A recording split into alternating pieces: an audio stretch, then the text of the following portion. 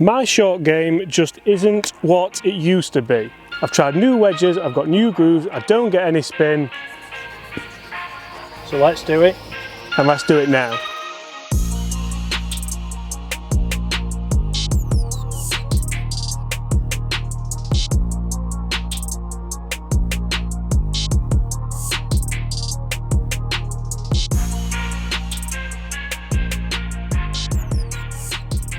Hi everyone, James Robinson here. If you're new to the channel and this is your first time watching my content, first of all, Chris, what have we got to do? Hit that subscribe button. Also leave us a like if you enjoy this type of content. This is a short game lesson for myself, which is much, as you can see, needed. Also guys, hit those comments below. What's your short game like at the moment? Would you benefit from a lesson? I'm hoping I'm going to do. So we're out here in Spain, guys, and tomorrow we get to meet Bob Vokey. We get to talk all things wedges, and we're really excited. Also, Chris is on a hill, that's why he's so tall. Just putting that one out there. But I don't want to meet Bob Vokey with a short game like that. So, Chris, you specialise in short game, you specialise in putting, but also you do a little bit of chipping and pitching. Yep. Help. Okay. Why don't I get any spin? Why don't I have a consistency of strike anymore, and why can't I just get up and down out of a bin like I used to do when I was a junior?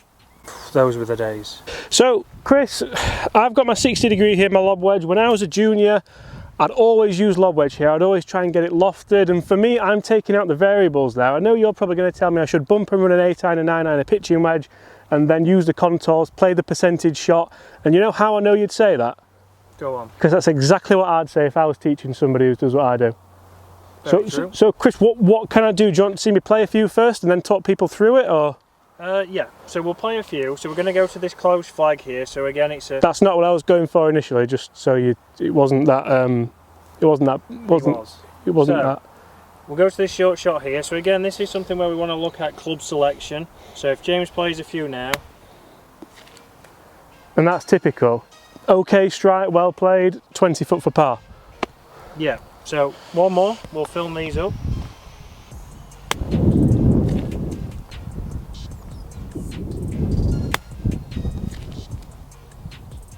Okay, so a little different fly, a little bit lower there, but still we're not controlling any kind of spin, there's no check, there's nothing on there. You see, and that's the thing for me, so I'm using a lob wedge in order to try and get some spin, get some check, and ultimately get some control.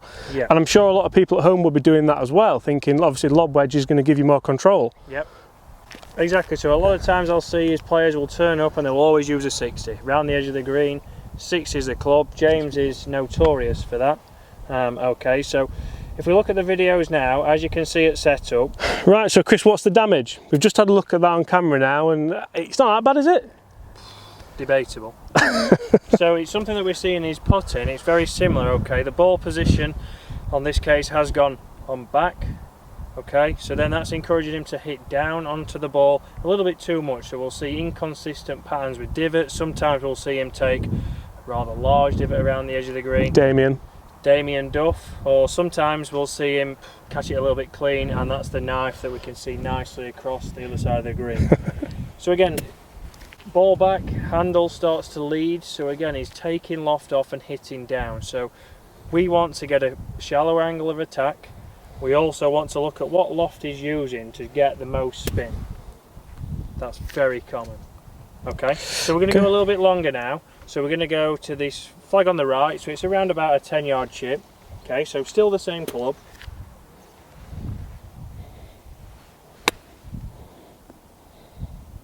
No spin at all.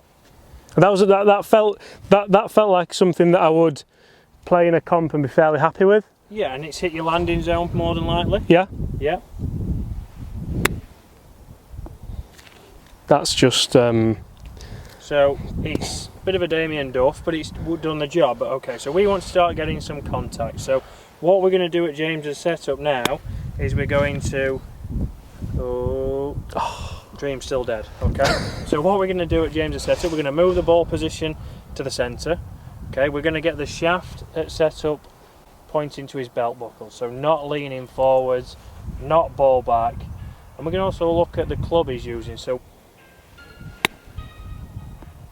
it's a very common sight. You know, we see James dig a little bit of ground there. Again, shaft leading, it comes out low, and again there's no control on how much spin we've got. All I want to do is be able to stand on a chipping green and not feel like I'm going to tear it apart.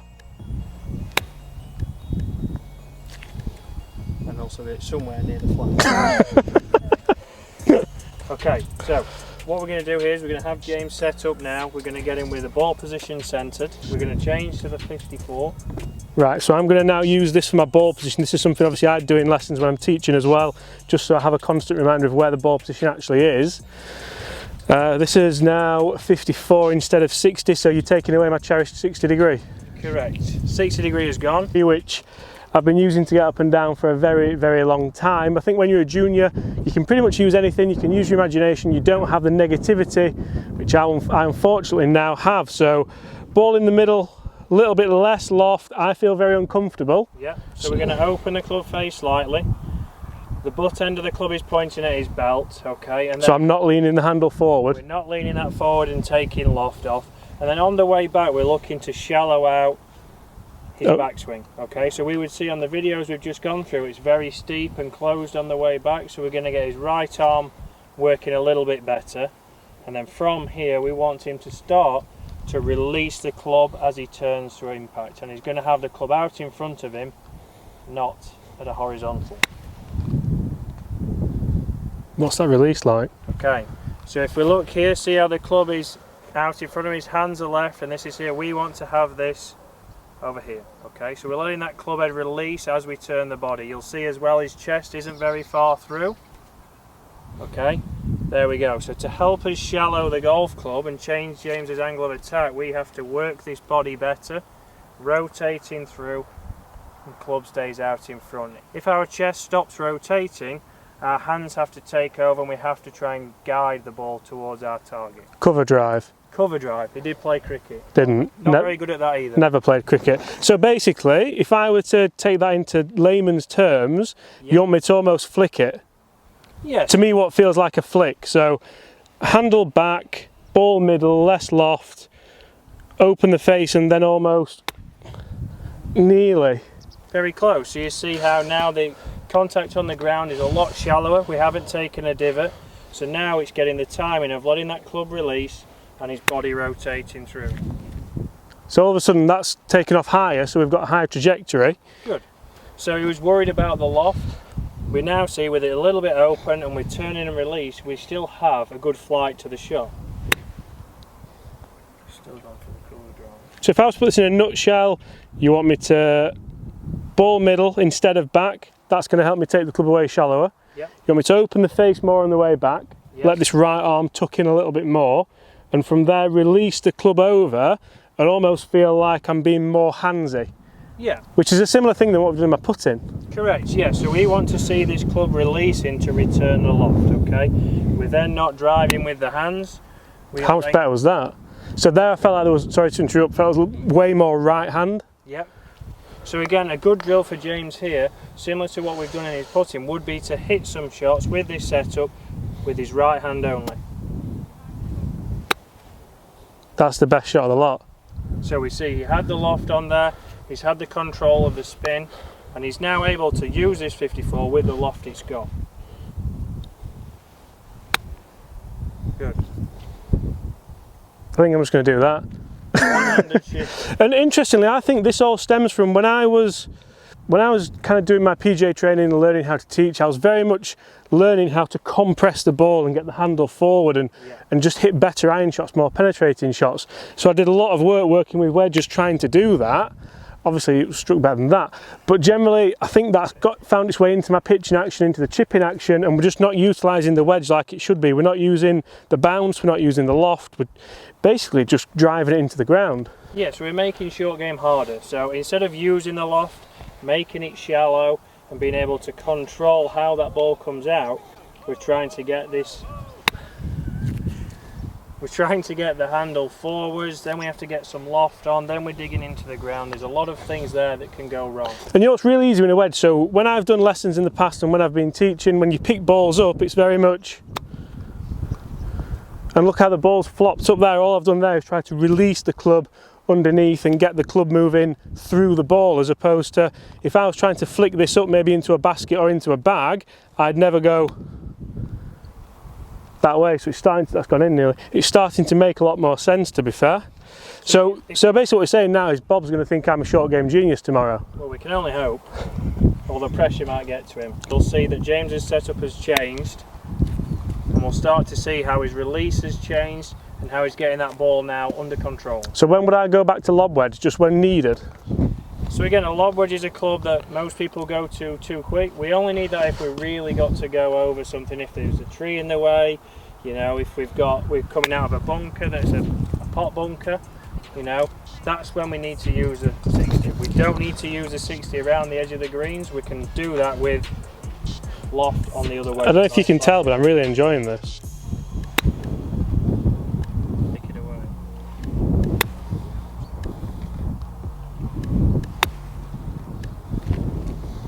And actually what you can start to see here is that I've hit about 30 chips from there, and there's not one divot or crater, as Chris would like to call it. So that's already a huge positive for me, in that I feel like I can go into a chipping green, go into a pitching green, and not make an absolute mockery of it, not make an absolute mess of it. So basically guys, apart from doing pretty much everything wrong, yeah, I had a decent short game. Well, yeah, other than that, yeah, everything wrong. So with a few changes, Chris, do you want to kind of go through exactly what we've changed? I feel like if I was to put it in a nutshell, and this is imperative if you do this, if you do have golf lessons, I think I have to be able to tell you. Yeah. So I feel like I used the wrong club the majority of the time. Correct. So I need to go lower loft. I need to maintain that loft with the ball position, with the hand position. Yep. Then from there I need to create loft on the way back instead of taking it away. Yep. From there, just turn the chest and let the club release almost as I'm flicking it. Yeah. Which is a feeling which, that's the way it feels for me. It's not the way we're telling you to do it. We're not telling people to start flicking to chip. No. But that's the feeling I very much get, and it helps me do what you're telling me to do. Yeah, so that's it. So it's very much some changes at setup. So ball position, forwards instead of back, to again encourage a more shallow angle of attack. Club selection, so we can optimise where it's going and control the spin. And then again, motion wise, it's a case of feeling that we're now rotating through with the chest and letting the club do the work. So we're letting that club release, do the work, present the loft, and make it easier. One of the amazing things for me there is that I'm going to get more spin on chip shots with a lower lofted club. Correct, which people don't think that, people don't believe that. So guys, if you are in the area, I mean we're in Spain at the moment, but if you are near Waterfront Golf Club, make sure you check Chris out, because he's all right. He's okay. Not bad, you know. He's not bad. He does all right. Steady away. Net jets and that. Net jets, you know. Guys, thank you so much for watching. If you've enjoyed it, if you have, make sure you do hit that subscribe button below. Comment below, what is your short game like? If it's no good, he might be able to sort you out. He's sorted me out. And apart from that, we'll oh yeah, thank you. Oh, no worries, anytime. We'll see you tomorrow. Okay, so if we look here at James's changes, what we looked at first of all was his ball position. So as you can see on the left, his ball position was back in his stance, handle was very far forwards, a lot of shaft lean, which encouraged James to hit a lot of thins or also lead with a leading edge and catch it heavy. So contact was not consistent, ball flight and spin was also a struggle. On the right screen you can see we've moved his ball position to the centre of his stance, and now there is less forward shaft lean. From there we worked on getting his body to work better as he turned back, so more rotation from the chest, a little bit of wrist hinge. Again, we can see from his action before, not as much turn from the body, not as much wrist hinge, and from here would accelerate, and again would have a lot of forward shaft lean when he came into impact. As we can see here, very square, leading with the leading edge, and again we see it come off very low, very fast, and not with much control.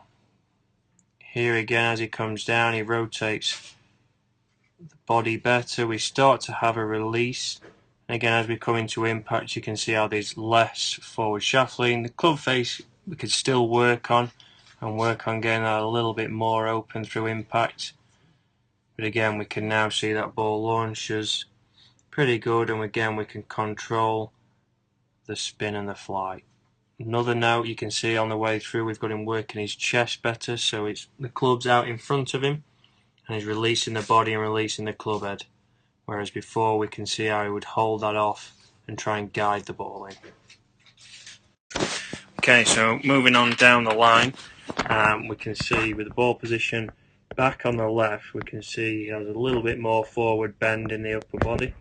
On the right, because the club's now more neutral, we can see he's a little bit more athletic, stood upright a little bit more, which is going to help him with his first move. So on the left, we can see his takeaway.